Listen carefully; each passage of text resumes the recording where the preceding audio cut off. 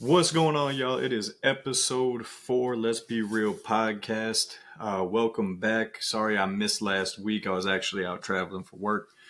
But we're back and we're going to keep it going. So to start off, man, I am doing this a little bit later. It's actually Saturday morning. And so no wine today. But I will put y'all on to the one I had the other night. It's Aleta. Solid wine, man. Red wine, organic. So for everybody who likes organic red wines, a little bit more bold, a lot more drier. So if that's the kind of thing you're looking for, definitely I would say look for that Aleta. I can put the info down here in the description. But yeah, we back, man. And so appreciate y'all joining. Obviously, today got a lot to get into. We're going to cover the last week of football. We're going to cover Thursday night's game. And yeah, we're going to go into some games that we're looking forward to here tomorrow. But first, what we're going to start with is, my favorite thing, and that's basketball, because we got some basketball going on right now, y'all. We got the WNBA is in full effect. We got the playoffs going. We are in the second round. And reason why the podcast is getting done Saturday morning and not Friday night is because I was actually out at the Aces game last night. And so great game, Aces. We took the dub. And so still got an uphill climb though, down 2-1, but we are definitely in full effect. Aces looked good last night. And if any team's going to come back from being down 2-0 in the second round, it's the two-time champs. And so we're on our way to the three-peat, one game down. Need the squad to keep going though. So Asia, Kelsey, Tiffany been balling. Y'all keep going. All y'all aces been going. So keep it up, man. And yeah, we're gonna look forward to game 4 here on Sunday. Might try to get down there.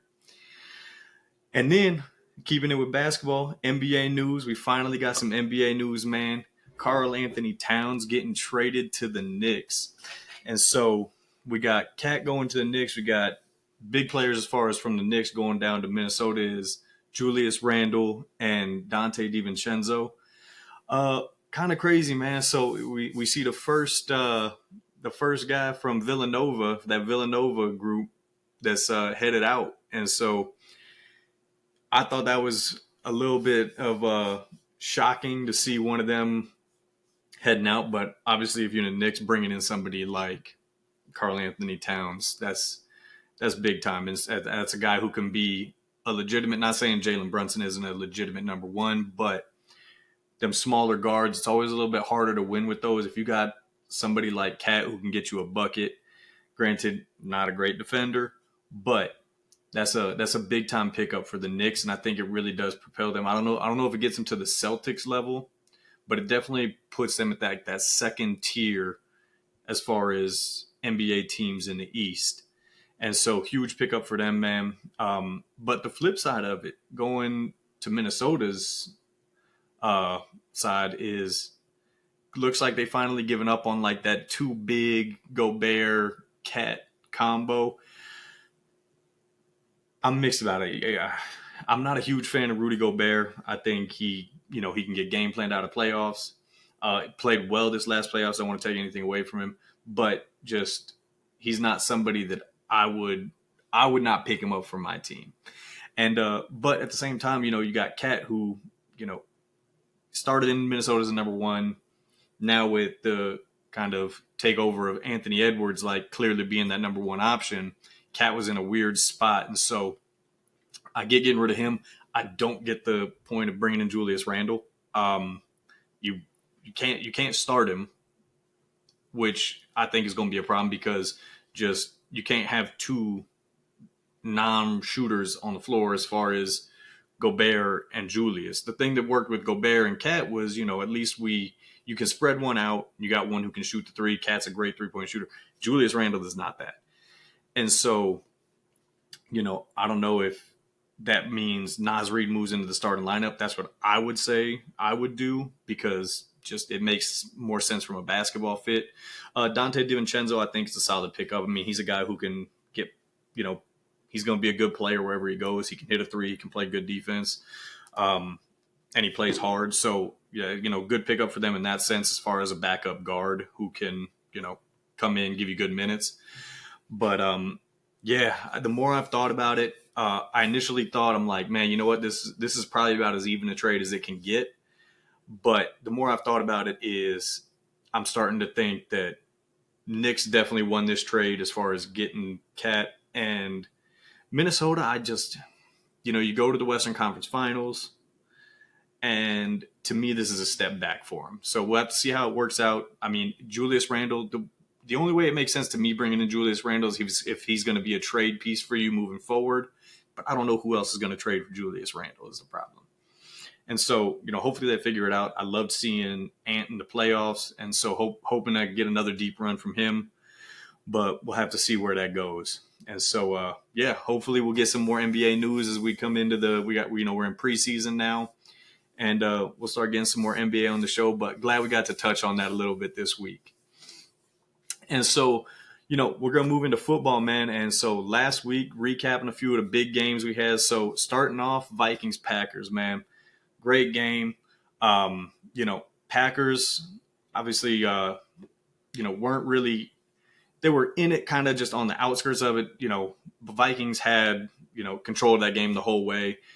Uh, you know, Packers score a late touchdown to kind of bring it close. But yeah, so I think the biggest takeaways from this, man, is, Sam Darnold, man, he's for real. He is dealing out there. And so, you know, um, moving forward, obviously, he's going to be somebody to keep an eye on because we've obviously seen every year prior to this of his career. And, you know, it's a big change up from what we've seen. And so, obviously, if he can keep dealing like this, that then puts the Vikings in a real problem because, I mean, if Sam Darnold, let's say, gets them to a 12-win season, 11-win season, wins the division, gets them in the playoffs, maybe wins a playoff game, right? They just drafted J.J. McCarthy. And so, you know, Sam Darnold being up, like, what do you do with him? Personally, me, I think if you can sign him to something like Baker got last year, that kind of $100 million range, I say you have to go for it. I mean, he clearly has the upside that everyone sees, which is why he keeps getting these jobs. But getting him in there with a coach like they have there in Minnesota and Kevin O'Connell, like offensive guy, I think you know I think you got to give him the contract and keep him. He's got the rapport. Then it becomes what do you do with JJ? And with him, it's almost like I've always been a big proponent is drafting quarterbacks every couple of years, let him get the value, trade him off. So if Sam Darnold is your guy, maybe looking at JJ getting traded out of there, going to be tough because him being injured all year. So they're going to be in a little bit of a spot with their quarterback situation. But obviously, if Sam, it's a situation you'd love to have if you find a quarterback that you're ready to pay. And so on the other side of it, man, Jordan Love and the Packers, obviously, fall to this one. Again, man, I'm still not sold. I know, we talked about it a few weeks ago as far as me not being sold on them is like what they're being pushed as this year is, a contender in the NFC. I know Jordan Love looked a little bit better. He's still coming off that injury, trying to get his footing, but I'm still not sold on him. We'll see as the season moves along what they can look like. But to me, it's just I think they're kind of what they showed us the first half of last year. Like they're an okay team, but we'll see what happens with them, man. And so,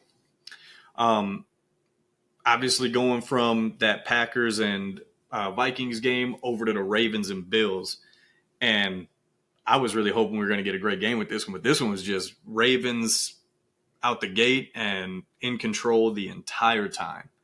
And so, obviously, when we look at the Bills, my takeaways with it is this is their first game against a really good team. Like they're 3-1 or 3-0 at the time, and hadn't really played. They played well, blowing teams out. But they hadn't played a good team. And so the Ravens was kind of that first test of, okay, like let's play one of the top tier teams. Obviously, the Ravens' record didn't show they were a top tier team, but as I've said, and I think most of us believe the Ravens are a great team. And so this was the Bills' chance to like, okay, let's go in, get a win against a good team, show everybody that we're for real. And it was all but that. Man, Josh Allen did not look great. The running game couldn't do anything.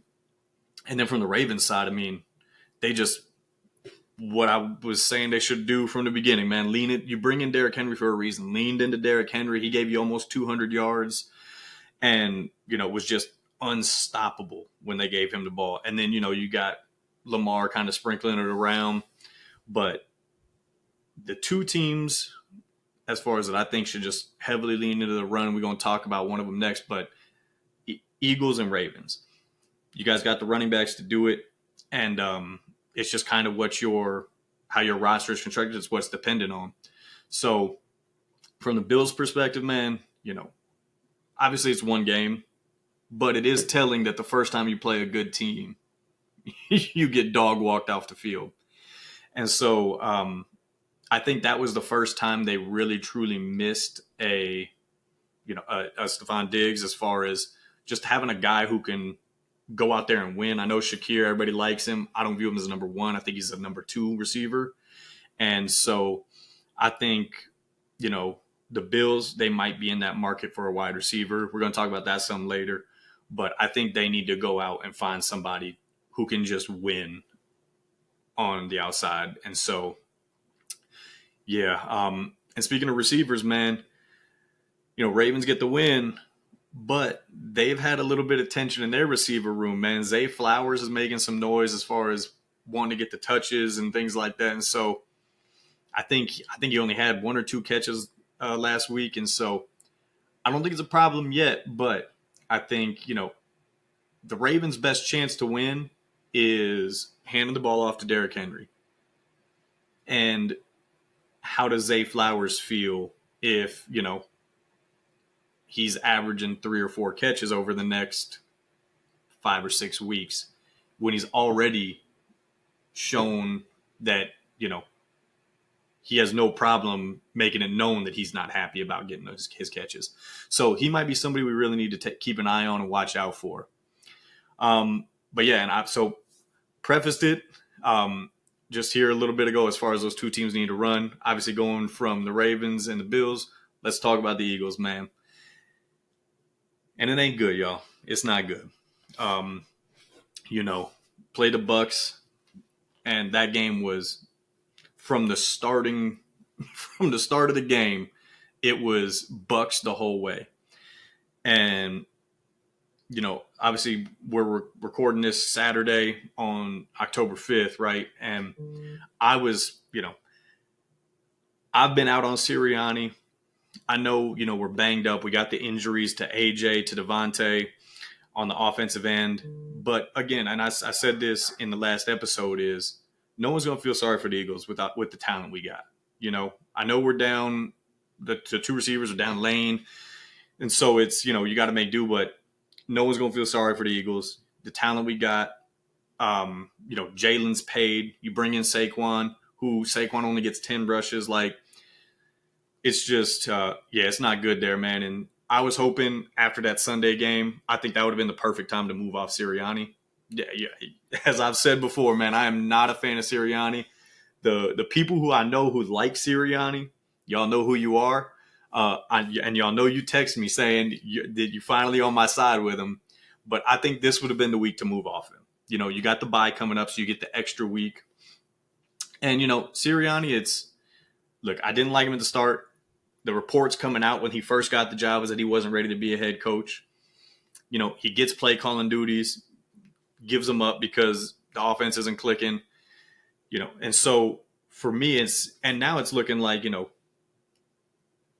the decisions as far as on 4th down, things like that, it's, he's not really the one making those decisions. And then he's supposed to, so he's not calling the offense, even though he's an offensive head coach, not calling the offense. He's not in charge of whether we're going for it on 4th or not. And even if he is, those decisions have been shown that they're not great decisions. And then if you're an offense coach, you're not calling the offense, you're not handling the uh, fourth down decisions, play clock decisions, things like that, then obviously you need to be the one who's like, yeah, I'm leading the team. Like I'm the one who's getting them ready. And all we've seen is reports that, okay, him and Jalen have problems. Him and Jalen aren't clicking together. And that's your that's your quarterback that you paid. So of any of the things he could be doing as the head coach, he either doesn't do them or is failing at them. To me, that says it's time to make a move. You got the bye week, should have made the move last week. Um, Now sitting here Saturday, I can't see them making the move now, which means I don't want to see a move later in the season. If we drop 3 of the next 5, 4 of the next 5, I don't want to see a move now. Like at that point, it's going to be too late. This would have been the week to make the move. And so the fact that we didn't make the move, I think you just got to roll with him. You got to hope that, Vic Fangio can get that defense together and teams aren't walking down the field like Tampa Bay did against us. I know Baker has been looking great. And the Bucks have been rolling. Obviously, even last night in the loss, they put up 30 points and, their offense looked good. And so, but if the Eagles, you got to be able to sustain through some injuries. And then the defense, it's been bad outside of a game this year. And so, yeah, got some issues there, man. Like I said, I wish they would have moved off Sirianni. I don't think it'll happen now. And I do think if the season starts going poorly, I think they will move off of him. The Eagles have shown that they'll move off of coaches earlier than later. I just think this week would have been the week to do it. But speaking of wide receiver injuries, man, let's move over to the Chiefs. So obviously Chiefs get the win, but Rashee Rice goes down. For any of y'all who watched it, it didn't look good. I guess the kind of silver lining, if there's any in it right now, is that they haven't been able to definitively say it was the torn ACL like they thought it was. They put him on the IR, so he's going to be out at least 4 weeks at minimum at this point. But they haven't got a diagnosis on it yet. It's supposed to get it on Monday, so we'll see what happens with them. But obviously, on a team where you brought in Hollywood and he's out, Rashee had kind of stepped into that role of being that number one target for Mahomes and huge on his yards after the catch. Really turned into probably their best receiver, depending on what you think of Kelsey at this point, who still showed he's got it. But he was kind of that go-to number one receiver they had. And so now he's out. So now it's really relying on Kelsey again, if he can get it going. Obviously, you bring in Juju, who has some familiarity with Patrick and Andy Reid. But, what is he really? And then you got Xavier Worthy, who has shown flashes. Obviously, had that big play last week, but is still, a 165-pound receiver. And so, it's again with the Chiefs, man. It's gonna. I feel like at this point now, it's going to look a lot like last year, where it's kind of you're going to get ugly games. The defense is kind of going to hold you close, and then hope Patrick makes some magic at the end to pull it out for you.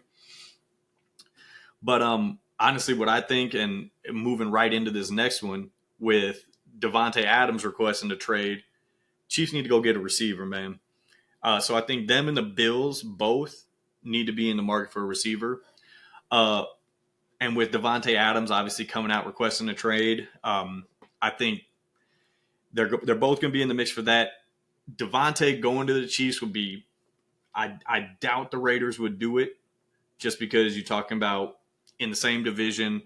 My thoughts have always been that if the best deal is in the division and you're not vying for – like if you're not really a threat or you're not in the same kind of timeline, like you're not a threat to either them or they're not a threat to you, I'd say if you get the best – whatever the best offer is, take that, whether it's in division or not. Obviously, if, for instance, let's say we'll go Ravens, Bengals because they're on the same timeline. Like I wouldn't trade in there, but Raiders and Chiefs, obviously the Raiders looks like already possibly punching on the season.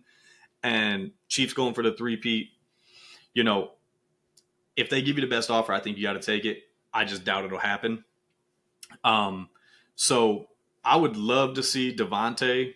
If the Bills could make an offer, I know I think the Raiders would need to eat some of his guaranteed money he has left for the Bills to get him. But the Bills, I think that's the one kind of piece they're missing on offense right now is that guy who can go win, like I said earlier. And so I think them going after Devontae could be a huge move for them. I think obviously the Chiefs have also been linked to Tyreek. Tyreek has come out saying that he's good where he's at. I also don't think the Dolphins are punting on the season yet. Tua should be coming back here. I think they plan on him coming back here in the next few weeks. And so it's just hard for me to see them kind of punting on the season with Tua coming back and letting Tyreek go. But another one I've heard out there is Amari Cooper. And so if the Browns do keep doing Browns things and Deshaun keeps being the quarterback we typically see every week he is now, Amari Cooper being on that trading block could be an interesting one for the Chiefs to go after as well. And obviously this just kind of depends on what the prognosis is with Rasheed. If it comes out Rasheed's only out, them 4 weeks, 5 weeks, obviously that changes the situation.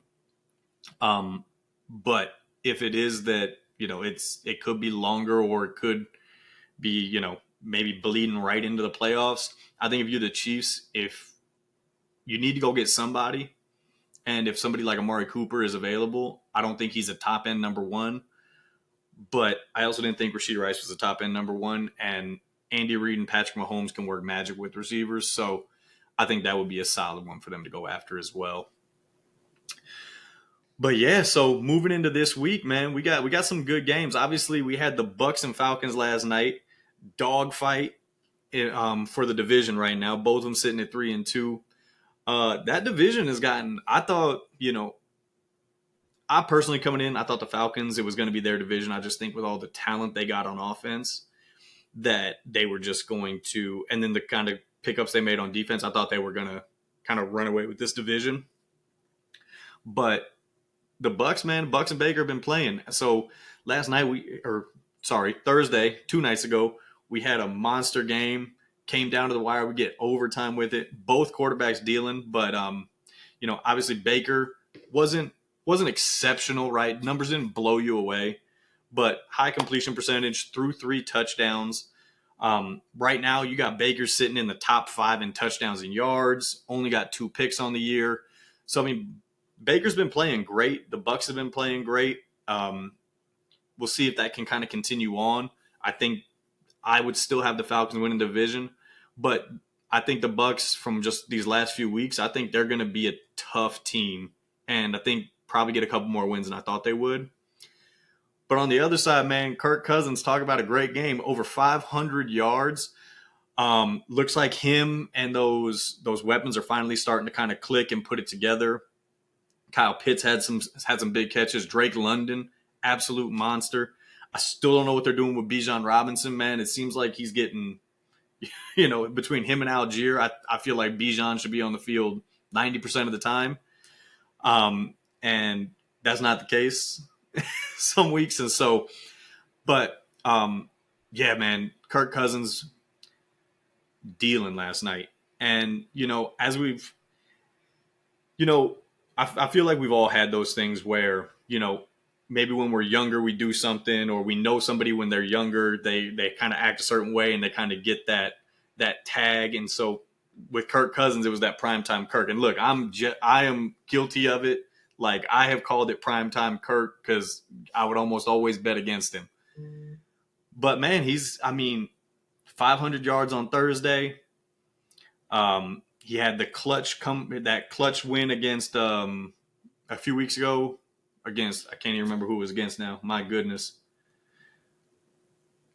The Eagles? Against the Eagles, right? Yeah. But, so two clutch wins with the Falcons right now. And side note, that last play that the Falcons ran in regulation, 7 seconds on a pass over the middle, somehow getting under center and spiking the ball is incredible. Like, that is incredible offense, like situational offense. And so, I mean, again, Kirk kind of maybe trying to shed that, primetime Kirk reputation. We'll see. Obviously, I think his overall record still isn't great. Like it's like 3-9 or something like that.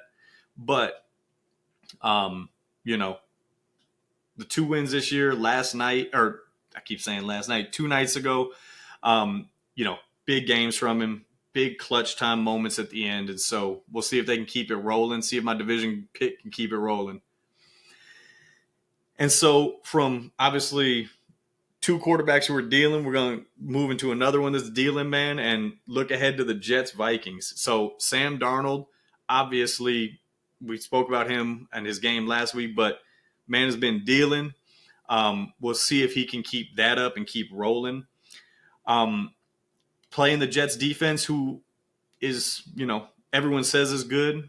I'm a little bit, I'm not sure about him yet. You've played a lot of bad offenses. And, so I think this is going to be a big game.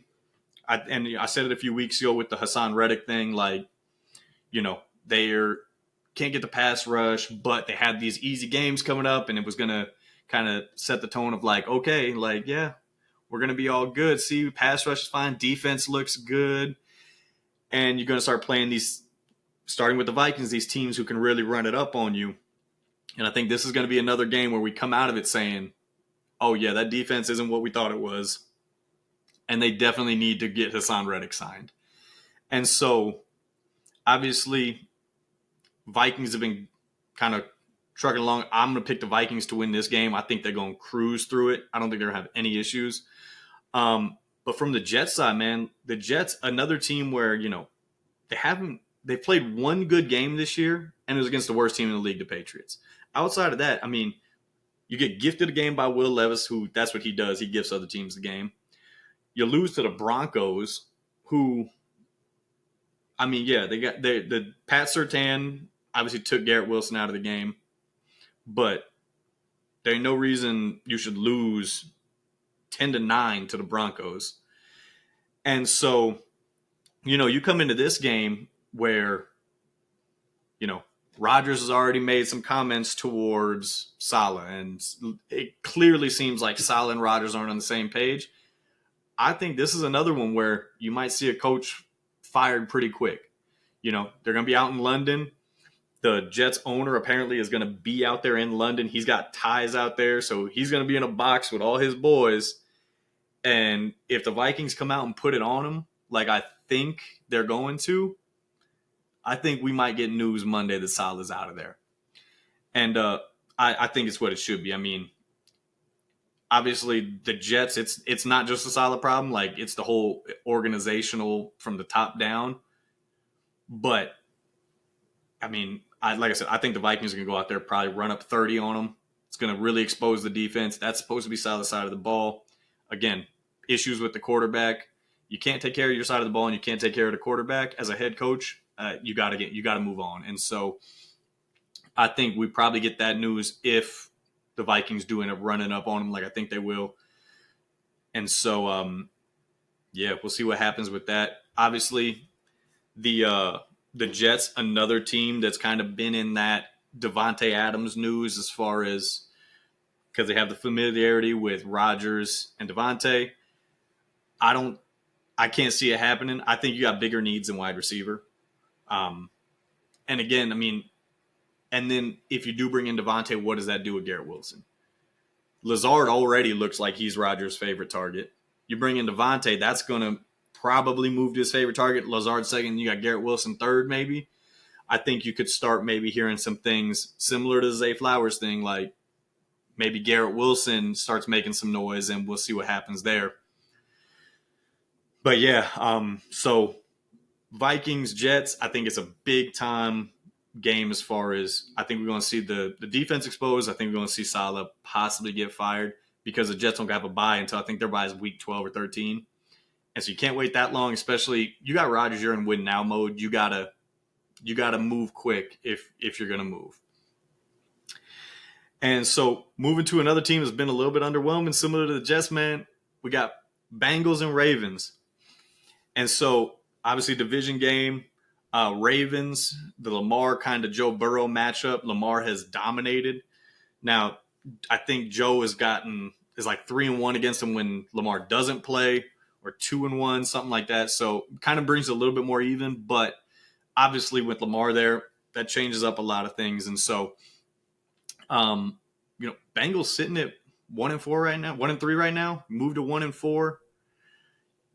What's that look like for the rest of your season? Like I get, you come out 0-2 every year, it seems like, and they can kind of find their way into the playoffs. But I think you get to a 1-4 spot, it's going to be that your season. I wouldn't say it's over, but it's pretty close to it. And so, big time game for the Bengals, and it's going to be against a team that they struggle with. And so it's going to be tough. The good thing for him is it does look like the Bengals offense is really clicking as far as Joe Burrow. You got T. Higgins back. You got Jamar back. So their offense is finally clicking. The defense is not great. And so I think what we're going to see is obviously I think it's going to be pretty high scoring. What it's going to come down to really, I think, is if the Bengals can jump out to that early lead and really force the Ravens to have to throw the ball, which they don't want to do. Obviously, Ravens want to come out, get the lead, and then hand the ball off to Derrick Henry 30 times, which I think that's the best chance they have of winning. It's the best way they can play. But if the Bengals can jump out early and quick, then it kind of forces them into needing to pass the ball. And, obviously Lamar can pass the ball, but that's not the best Ravens team you're going to get. And so with the Bengals offense clicking, they can have a chance. That Ravens secondary, not the greatest it's not as great as it has been in the past. And so I think, that's kind of the recipe for the Bengals. As far as the Ravens, can you continue dominating the Bengals like you have with Lamar playing? Can you continue this winning streak? And then can you continue to kind of stay with what's been getting you there, which is handing the ball off to Derrick Henry? I think much like the Eagles, the Ravens it needs to be running back is your primary, like handing that ball off is your primary offense, and then let the passing game kind of complement off of it. I know that's not the way the NFL's played right now, but I think between the Ravens and the Eagles, those are the two teams that need to play it that way and kind of go the opposite way of how the NFL is in order for them to have the best chance to win. And so lastly, we got Bills Texans as far as biggest matchups of the week. Obviously, we talked about the Bills earlier. I don't think they've really played or got a win against a good team. The one good team they played against, the Ravens, they got their teeth kicked in. And so for the Bills, it's they need to come out and show that they can beat good teams and that they're not just we can beat up on the bad teams, but we can't beat any of the good teams. Similar to the Dolphins last year, the Cowboys last year, where they come out, run it up on these bad teams and lose to the good teams. And so you need to show that you're for real and you can beat these playoff teams. For the Texans, man, it's a kind of similar story. They also really haven't beaten any good teams. They did get beat by a good team, but none of their wins are really impressive. You got the Jags, who, you kind of squeak one out against them. They're arguably one of the worst, or not arguably, they are one of the worst teams in the league. Colts, not a great team, kind of squeak one out against them. So they're kind of in a similar situation as the Bills, I think, because they're not as high profile as like a Josh Allen and the Bills. I think they've kind of been like flying under the radar on it, but they also need to be able to beat a good team. And so both teams, obviously with some injuries, Shakir's not playing this week. And so obviously I think this is the week where you really need to see Coleman step up and you need to get the ball to James Cook. Like those two things need to happen if you're going to win this game. For the Texans, man, you're still out Cam Akers. You're going to have Cam Akers starting. You're still out Joe Mixon and Pierce. So you got your top two running backs out. Running backs for the Texans, it's a loss. Joe Mixon was playing really well, but it's not as big of a loss anymore. And when you got those three receivers between Nico Collins, who is statistic wise the best receiver in the league, I would say right now. I don't think he's the best receiver, but with how he's playing and the numbers he's putting up are just insane. So you got him. Obviously, you got Diggs, who's kind of showing up as I kind of thought he was going to end up being that number 3 receiver behind Tank Dell. Diggs is showing up as being that kind of number 2 option for him. And you got Tank Dell still, though, if you're the Texans, where if that's your number 3 receiver who could legitimately be a number 2 probably on most teams in the NFL, like your offense should be humming. And so, this right now with just kind of where the league is as far as quarterbacks, I mean, look, Darnold, Baker, both playing incredible, right? But I can't see them doing this all year. If they do, I mean, more power to them. They're going to be in the MVP race. But I think this game with Patrick Mahomes not playing great, this game right now is going to kind of determine who's going to take that lead for MVP race outside of like those kind of guys we don't know if they're going to really be there at the end of the year, like a Darnold and a Baker. So I think whoever comes out this game and really kind of puts their team on their back and has a monster game, I think that's the guy you're gonna kind of see emerge as kind of the favorite to win MVP. Personally, I think it's probably going to be CJ just because of the weapons he has. Now, if the Bills win, I'm going to pick the Texans to win, which is why I'm saying CJ. If the Bills win, it means that Josh Allen went superhero Josh Allen, which is what I had him. He was my MVP pick at the beginning of the year because I thought he was going to have to do that for them to win. And he's definitely going to have to do it missing, his number 1 receiver right now. And so if they do get this win, I think his numbers are going to be crazy. And so, like I said, I'm picking the Texans to win, but I definitely think this is kind of going to be that MVP matchup of whoever comes out of this with the win and the big numbers, because I think whoever wins is going to have big numbers. That's going to be the MVP favorite moving forward. And so, kind of wrapping up the last 2 games, these aren't the ones that I'm going to be watching. Like they're not my like top 3 I'm going to watch. Obviously, that's the ones we just went over. But some games where it's like it could get a little dark for some of the teams. And so, starting off, the Niners and the Cardinals. So, let me explain. Obviously, the Niners should win this, right? I would hope they're going to win it. I think they're going to win it. But they also haven't looked great this year. And so, Cardinals, they've shown glimpses where they can play really well. Obviously, their defense is terrible, but with Kyler Murray, with Marvin Harrison, like they've shown they can move the ball and they can put up points. If the Cardinals are to win, you get the Niners down to 2-3. They lost 4 games last year. Now, maybe they only win or only lose 1 the rest of the way, but you set yourself up at 2-3. You're probably looking at a worse year than you did last year, which is understandable with your injuries. But the problem is, if you're the Niners, after you have this game, you go 2-3. If you lose, you got the Seahawks twice, the Chiefs, the Cowboys, the Bucks, Packers, and Bills. Now, I'm going to give them the Cowboys win because the Cowboys never beat the 49ers, and I don't care. I feel like at this point, I don't care who's on the field playing. They're not going to beat the Niners. But between, Bucks, that might be a toss-up game if they're still playing well. Bills, toss-up game. Packers, I don't believe them. A lot of people do. Might be a toss-up game. Seahawks are playing great. You got 2 against them if you split. And then you got the Chiefs who they're hurt, but they always seem to find a way to beat you.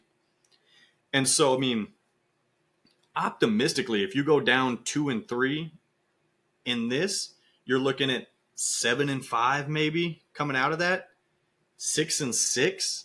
And so big difference between, 7-5 or 6-6 and,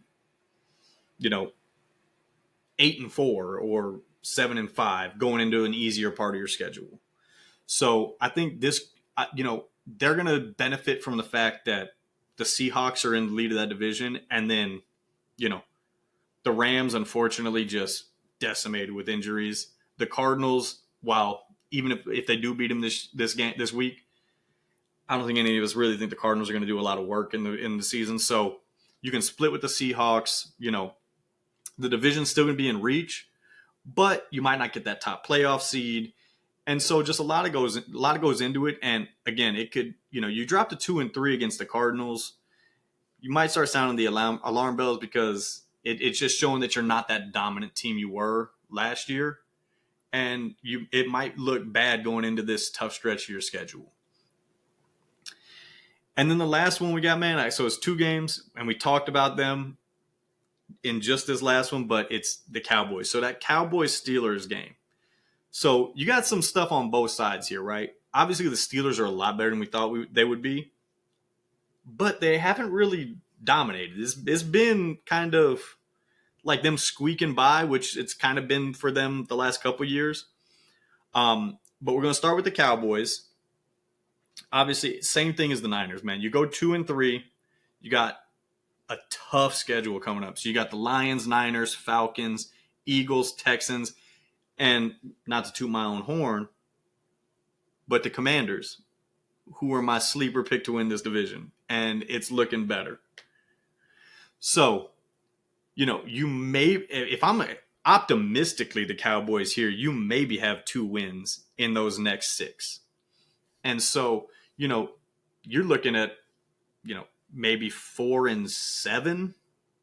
And at that point, I mean, again, similar to kind of the Niners and what they have going is the division outside of the Commanders, no one's playing well. Like the Eagles aren't playing well. The Giants, we don't even have to consider them because they're barely even a football team. And so I think it really just comes down to what do you think of the Commanders? And so, like I said, I thought the Commanders had the possibility of being a team that could win the division. But I also realize not a lot of people do, and that's for a good reason, right? So they could very easily kind of drop back into that area we all thought they would be. And the Cowboys, you go on a little run towards the end of the year, you maybe sneak the division. Same thing with the Eagles. You go on into a little bit of run here soon, and you kind of squeak ahead of the division. Another reason why I think the Eagles need to move off their coach because the division's open. But from a Cowboys point of view, I mean, at best you're looking at 5-5, and you still got tough games on the schedule. And so another team where I just think if you lose this one, you can kind of see the division start to slip away, even though it is a weaker division. And so definitely it's not like they need to win it, but it's close to a need to win. And I know they're dealing with injuries. You got Micah out, you got D-Law out, but that's why you pay Dak $60 million. Again, I wouldn't have paid him. I've made myself very clear on this. I thought they would pay him. I wouldn't have paid him because I don't think he's a quarterback who can overcome. But if you're a quarterback who gets paid $60 million, these are games you need to win. We don't look at the Steelers as some juggernaut. And you got CD. He's looking like he's getting better. You got no run games. It's all on you. This is why you get paid $60 million. You need to go out and make it happen. I don't think he will because I don't think Dak is that kind of quarterback. And I think the Steelers' defense is good. And from the Steelers' side of it, I think they're going to run the mess out of the ball. And I don't think Dallas, we've already seen they're not equipped to stop the run. But then you take away your 2 best pass rushers. So even now when they drop back, you're not going to get much pressure on Justin Fields. So I think he's going to have all the time he needs. And then Justin Fields he's going to be that running threat. And so sticking with the Steelers, this game is a big one for them because you're going to have Russ coming back off the injury. Tomlin has already decided that he's not going to name Justin Fields the for sure starter. And so Justin Fields might very well be playing for that starting job this week against the Cowboys. And I'm not a big Russ fan, but I think I think it's fair. I like Justin Fields, but I think it's fair right here because if you don't play well against the Cowboys team, who, like I said, I don't think they're going to be able to generate much of a pass rush against you. So you're going to have the time you need, and you can always take off, and they can't stop the run, and you guys like to run the ball. If you can't find a way to win this game, then your job should be in question because this is a game that if you want to be a starting quarterback for a team, like you need to win this because there's not going to be a lot of pressure on you. So yeah, man. So I think for Niners Cardinals could get really scary for the Niners. For Cowboys Steelers could get scary for the Cowboys, and then could be a little scary for Justin Fields. So I think those are games that we definitely need to watch. I would also throw the Jets one in here, but we went over that already because I'm going to be watching that Jets game. I think that's going to be a great game just because I think the Vikings are going to have a light show on them. So we didn't put it here, but yeah, man, that's my thoughts about week 5 here. Yeah, we week 5, right? Yeah, week 5 for the NFL. Sorry, y'all, the travel got me messed up and off schedule, but no, man, I appreciate everybody watching. Obviously, tune in next week. We're gonna have another one out, going over a lot of the same things. Any kind of new, kind of breaking news we have, we're gonna go over. Appreciate y'all for being here. Obviously, like, subscribe. We're on YouTube, Spotify, Apple Podcasts. And yeah, see y'all next week.